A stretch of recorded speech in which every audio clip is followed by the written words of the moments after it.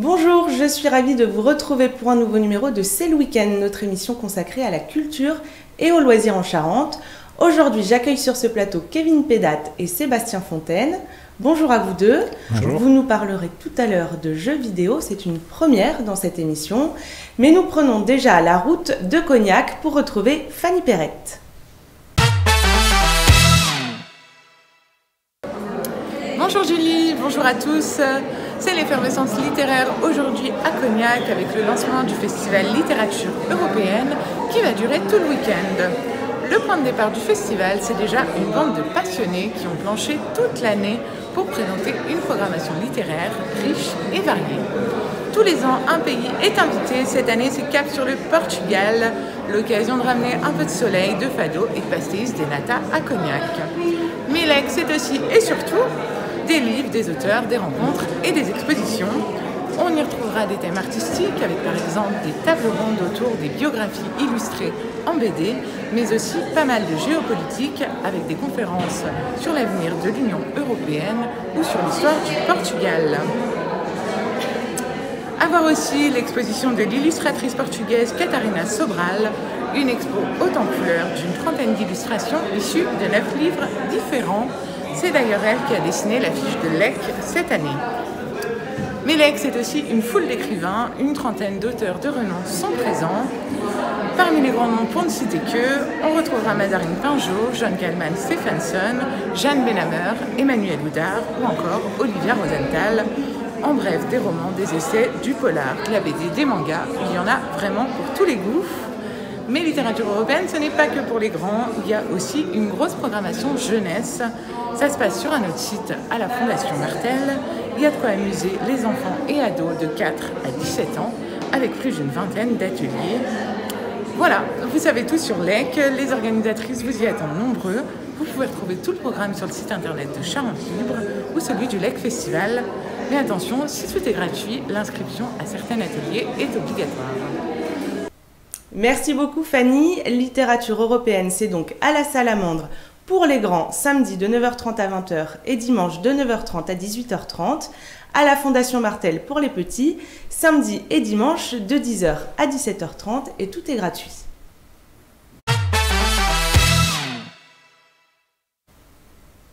Et maintenant, place au monde virtuel avec vous deux. Kevin Pédat, vous êtes angoumoisin d'adoption, développeur de jeux vidéo et vous nous présenterez dans quelques instants Jumalien, votre jeu.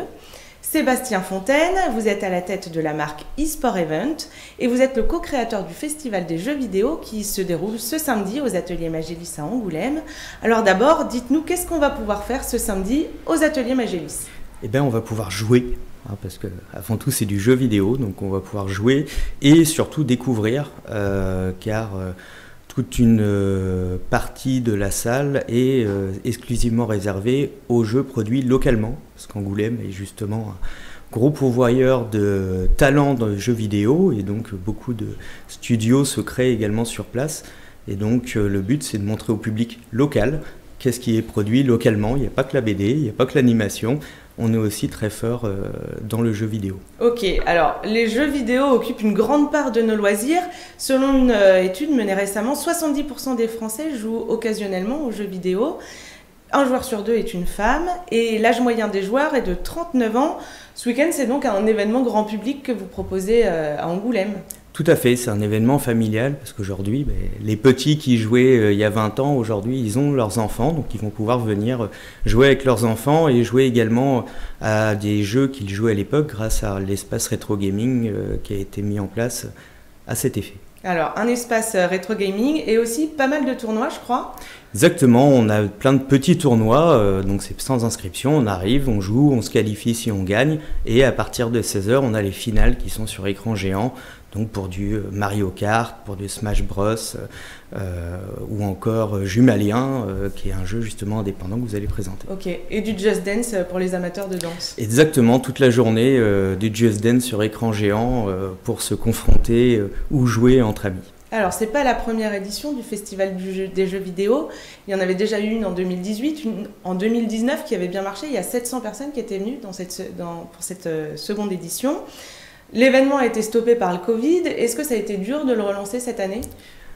Oui, parce qu'évidemment, les délais de préparation d'une part sont pas les mêmes, les moyens financiers de quelque chose qui évolue et de quelque chose qui s'est arrêté pour avoir des aides sont pas les mêmes. Faut redynamiser tout le monde, les bénévoles, parce que c'est beaucoup de bénévolat, même notamment des développeurs indépendants justement d'Angoulême principalement. Et donc c'est pour ça que cette année on repart sur une seule journée, le samedi, on concentre et on ne fait que du jeu vidéo. D'accord. Vous espérez combien de personnes ? Si on pouvait avoir 600 personnes dans la journée, ça serait déjà extrêmement bien. Voilà. Ok, alors vous l'avez dit tout à l'heure, ce sera l'occasion de découvrir des jeux locaux, comme le vôtre, Kevin Pédat. Ça fait 5 ans que vous travaillez sur Jumalien. Est-ce que déjà, vous pouvez nous décrire votre jeu ? Qu'est-ce qu'on y fait ? Alors, en gros, c'est un jeu dans lequel on incarne des divinités. Et c'est un jeu où on se tape dessus avec nos amis dans un salon autour d'une télé. Donc c'est un jeu multijoueur entre amis. Multijoueur, même à 4 joueurs forcément, hein, c'est ça ? C'est de 2 à 4 joueurs. De 2 à 4 joueurs. Oui. Ok. Donc un jeu de combat ? C'est ça. Ok, c'est ça. J'ai moi-même pu le tester mercredi avec des collègues bien plus expérimentés que moi, parce que j'avoue, je ne suis pas très très douée en jeux vidéo, mais je me suis bien amusée, j'ai même réussi à gagner, c'est dire. C'est donc un jeu qui s'adresse à tout le monde. Oui, c'est un jeu qui se veut très accessible, et comme on joue avec ses amis, potentiellement on peut jouer avec des personnes qui ont le même niveau que nous, et donc, quel que soit notre niveau, on peut s'amuser avec Jumalien. Ok, je l'ai dit en intro, ça fait 5 ans que vous travaillez sur ce projet. Oui. Comment est-ce qu'il est né et comment est-ce qu'on développe un jeu vidéo ? Alors, à la toute base, c'était un jeu que j'ai créé pour mon mémoire, mon premier mémoire lors de mes études, que j'ai mis en pause pour continuer. Et ensuite, j'ai travaillé dessus pendant 5 ans, et voilà. Et donc, pour créer un jeu... Vous êtes tout seul ? Je suis à peu près tout seul. J'ai 2 amis qui m'aident, Noé Ouran qui fait la musique et les sons, et Emmanuel Daudet qui fait les interfaces et les illustrations. Mais dans l'ensemble, je m'occupe du reste. Donc la programmation, faire en sorte que les personnages bougent, qu'ils puissent faire ce que l'on veut. Le graphisme en pixel art et la conception. Donc comment fonctionne le jeu, qu'est-ce qui peut le rendre intéressant, qu'est-ce que les joueurs doivent comprendre ou pas. Donc voilà, je m'occupe de tout, à peu près tous les aspects. Ok, vous avez commencé à y travailler alors que vous étiez chez Seven Shapes à Angoulême, le studio. Vous avez quitté cette entreprise pour vous consacrer pleinement à la création de Jumalien. Comment est-ce que vous vivez ? De quoi est-ce que vous vivez aujourd'hui ? Là, actuellement, c'est Pôle emploi qui m'aide à financer le jeu. Donc, grâce aux années que j'ai travaillé à Seven Shapes, j'ai pu cotiser pour le chômage. Et donc, pour l'instant, c'est Pôle emploi et je suis à la recherche d'un éditeur. Ok, c'est comme les livres, comme les jeux de société. Une fois que c'est créé, le jeu, il faut chercher un éditeur pour le diffuser. C'est ça. Pour apporter de l'argent, pour pouvoir continuer le développement, pour le diffuser, pour faire du marketing, comme dans les autres milieux, en gros. C'est ça. Alors vous l'avez fait tester déjà plusieurs fois, même il a déjà été testé au Festival des jeux vidéo il y a quelques années. J'imagine qu'il a évolué depuis et qu'il évolue à chaque fois qu'il est testé à nouveau. C'est ça, il a énormément évolué. À la toute base, c'était un jeu en solo, où c'était une aventure où on jouait tout seul. Et au fur et à mesure des tests avec les gens, il s'est avéré que la partie la plus amusante, c'était de jouer avec ses amis, de se retrouver. Et voilà. Ok. Vous vous êtes laissé combien de temps pour trouver un éditeur ? Je me suis laissé... depuis 2 mois, en gros, je contacte les éditeurs. Et là, je suis en train de chercher du travail pour continuer à vivre tout en travaillant dessus. Et donc, j'estime que je finirai le jeu d'ici 6 mois. D'accord. Donc, on va dire, je me laisse 6 mois pour trouver un éditeur pour pouvoir le diffuser et le vendre bien. Ok, et si vous n'en trouvez pas ? Je m'auto-éditerai, donc ce sera un peu plus compliqué, je ne ferai pas autant de communication, autant de marketing, mais dans tous les cas, il sortira. Et voilà. Donc on pourra tous y jouer. Oui, c'est ça. Je vous remercie tous les deux. Le Festival des jeux vidéo a lieu ce samedi aux ateliers Magélis de 10h à 18h. C'est gratuit pour les moins de 6 ans, 2 € pour les 6-18 ans, 5 € pour les adultes et 8 € quand on vient en famille. On peut se présenter à l'entrée comme ça, Exactement. sans s'inscrire. Exactement. Le but, c'est venir s'amuser. Merci à tous les deux. Merci. Merci. Et je m'adresse quand même à nouveau à vous. Sébastien et Kevin, est-ce que vous avez goûté au Beaujolais nouveau hier soir?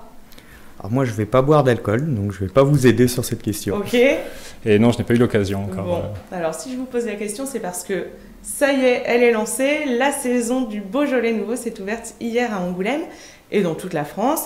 Et à ma campagne, la cave de Pascal Merle a accueilli un champion du monde. Nicolas Boudot, c'est un vigneron d'origine charentaise. Il est aujourd'hui installé en Bourgogne et il a produit cette année le meilleur brouillis du monde. Il a été récompensé lors du concours international du Gamay. Nous l'avons rencontré hier soir, jeudi, pour déguster avec lui le Beaujolais nouveau. C'est un reportage signé Renaud Joubert. Chin Nicolas, chin.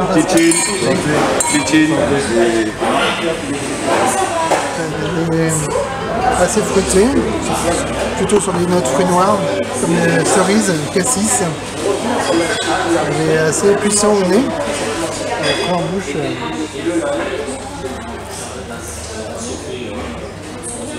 une belle matière, une belle attaque. C'est ample en bouche.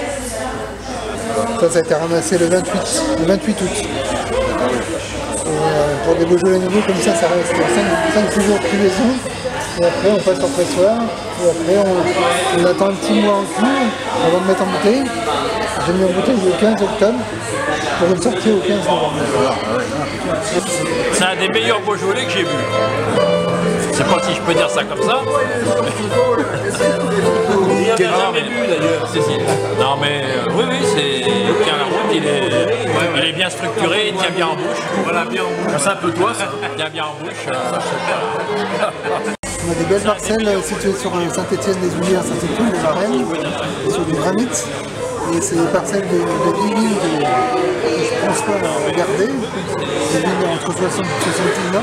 10 000 hectares, c'est que du gamay, 100% gamay. Et du coup, ça donne des petits raisins assez concentrés et du coup, ça sort un super produit chaque année.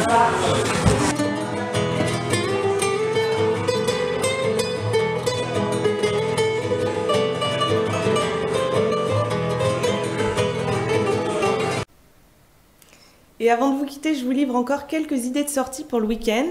Samedi et dimanche de 10h à 18h, un salon des artisans aura lieu au château de la Mercerie à Magnac-la-Valette.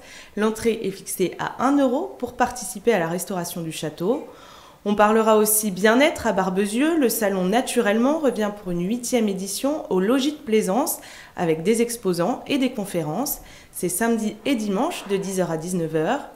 En Charente-Limousine, la maison Maria Casares à Alou fête le centenaire de la comédienne avec plusieurs lectures et des rencontres tout au long du week-end. Et enfin, on pourra aussi voir les Chevaliers du Fiel à l'Espace Cara samedi à 20h30. Il reste des places entre 35 et 59 €. Kevin, Sébastien, je vous remercie d'être venus sur notre plateau. Il n'y aura pas de C'est le week-end la semaine prochaine, mais une quotidienne entre mardi et vendredi dans le cadre des Gastronomades. D'ici là, profitez bien, bonne soirée et bon week-end à tous.